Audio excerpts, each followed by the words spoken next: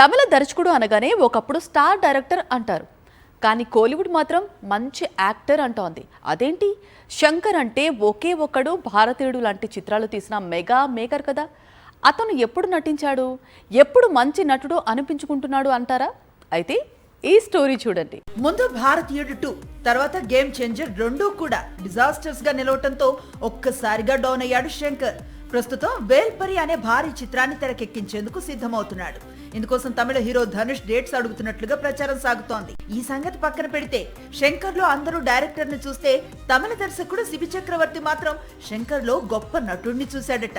అంతేకాదు రజనీకాంత్ హీరోగా తాను తెరకెక్కించే చిత్రంలో విలన్ రోల్ ను ఆఫర్ చేశాడట.